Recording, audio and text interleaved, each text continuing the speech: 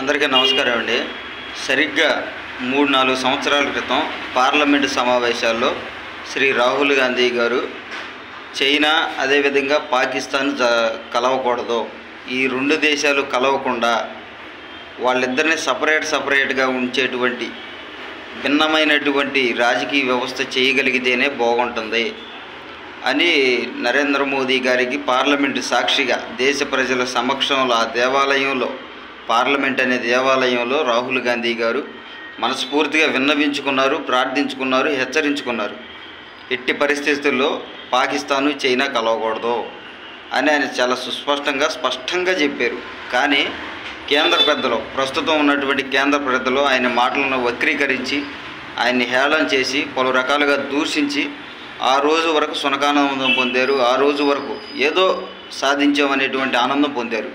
కానీ ఈ రోజున పరిస్థితి చూస్తుంటే చైనాతో మనం పూర్తి స్థాయిలో వ్యతిరేకత కొని తెచ్చుకోవడం వల్ల, లేకపోతే మనతో వాళ్ళు వ్యతిరేకత తెచ్చుకోవడం వల్ల ఇక్కడ ఎక్కువ భాగం నష్టపోబోతుంది మనమేం చెప్పడంలో ఎటువంటి సందేహం లేదు.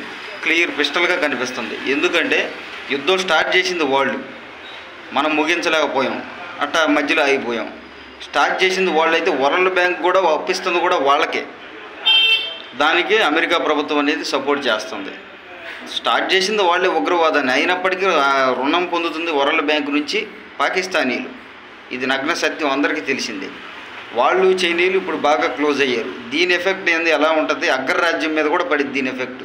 ఎందుకంటే పాక్ ఆల్రెడీ ఉగ్రవాద దేశం అని మనందరికీ తెలిసిందే. ఈ ఉగ్రవాదానికి తోడు చైనీయులు కలుస్తున్నారు.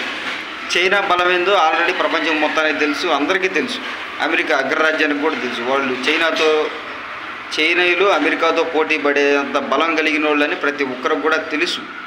అటువంటి దేశం పక్షాన్ని ఈ రోజున పాకిస్తాన్ ఉంది. ఏది ఉగ్రవాదులు అటాకులు దాడులు చేస్తున్నటువంటి ఒక దేశం చైనీయుల పక్షాన ఉంటుంది. ఇటువంటి సందర్భంలో చైనీయుల పక్షాన్ని వెళ్లకుండా ఉండాలని చైనీయులు ఆల్రెడీ ఉన్మాదులు, అది మీకు తెలుసు. వాళ్ళు ఎటువంటి వాళ్ళు కరోనా అనే వైరస్ని పంపించి ఇంకా పలు రకాలుగా ప్రజలందరిని వేధించిన సంగతి తెలిసిందే. అటువంటి దేశంతో పాకిస్తాన్ కలవడం అనేది చాలా బాధాకరమైనటువంటి విషయం.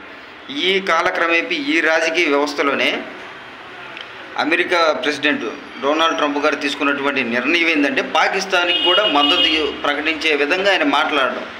అంటే దీని ఉద్దేశం భారతదేశాన్ని దూరం చేసుకుంటున్నారంటే కాదు, భారతదేశంతో స్నేహభావం ఉంది. పాకిస్తాన్ని చైనాతో కలవకుండా చేయాలనేటువంటి ఒక వ్యూహంలో ట్రంప్ ఉన్నాడు. ఇదైతే స్పష్టంగా కనిపిస్తుంది. దానికి గానే చైనీయులతో కలవకుండా ఉండడం కోసం ట్రంప్ పాకిస్తాన్కి ఇండైరెక్ట్గా మద్దతు తెలుపుతూ మీరు యుద్ధం ఆపాలి అనేటువంటి స్థాయిలో ఆపాడు.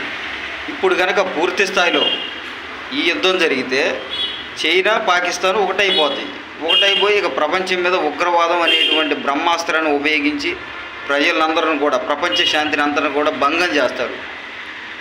ఇవేమీ తెలియకోకుండా యుద్ధం మొదలుపెట్టేసి మధ్యలో ఆపేసేసి భారతీయులను ప్రపంచం ముందు తలకాయ దించుకునే విధంగా చేయడం అనేది చాలా బాధాకరం.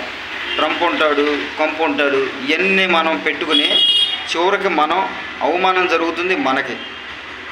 ఈ నేషనల్ రాజకీయాల్లో వరల్డ్ వైడ్గా జరుగుతున్నటువంటి రాజకీయాలు అమెరికా వ్యూహం ఏంటంటే పాకిస్తాన్ని చైనాతో కలవనివ్వకూడదు. ఇదే రాజకీయాన్ని రాహుల్ గాంధీ గారు పార్లమెంట్లో చాలా క్లియర్ పిస్టల్గా చెప్పారు. పార్లమెంటు సాక్షిగా చెప్పారు భాజపా నాయకులకి, ఎట్టి పరిస్థితుల్లో పాకిస్తాను చైనా కలవకూడదు, మీరు దానికి తగ్గ చర్యలు తీసుకోండి, చైనాని దగ్గర చేసుకోండి, పాకిస్తాన్ దగ్గరికి రాకపోతే చైనాని దగ్గర చేసుకోండి, వాళ్ళు కలవకూడదు, మనం కలిసి ఉండ పర్వాలేదు. వాళ్ళు ఉన్మాదులని శ్రీ రాహుల్ గాంధీ గారు 3-4 సంవత్సరాల క్రితమే చెప్పినప్పుడు వీళ్ళు పట్టించుకోకపోవడం వల్లనే పరిస్థితులు అనేవి ఇంత దాకా వచ్చింది. దయచేసి రాజకీయాలుగా చేయండి, దేశ సంరక్షణగా చూడండి. అంతేగాని చులకనగా మాట్లాడి 140-150 కోట్ల మంది జీవితాలను భారంగా మార్చొద్దండి. ప్రస్తుతం ఉన్న ప్రభుత్వాలు, పార్టీలు కాదండి, ఇక్కడ రాజకీయాలు కాదండి, ప్రజల ప్రాణాలు, ప్రజల మానాలే మరి ముఖ్యంగా.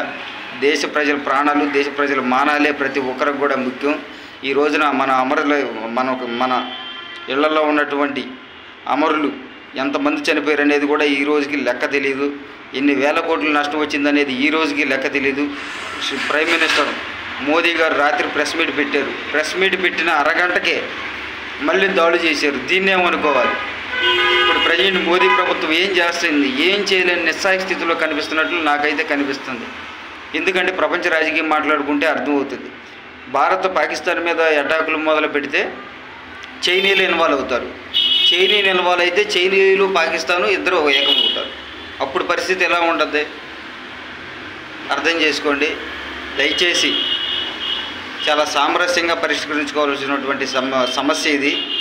నరేంద్ర మోదీ గారు కానీ, అమిత్ షా గారు కానీ, రాజ్నాథ్ సింగ్ గారు కానీ క్షేత్రస్థాయిలో ఆలోచించి బలమైన నిర్ణయాలు తీసుకోవాలి. దేశ సంరక్షణ విషయంలో మీరు ఎటువంటి అడుగులు వేసినా ప్రతి ఒక్కరం కూడా పార్టీలతో సంబంధం లేదు, మీతో నడవడానికి సిద్ధంగా ఉన్నాం.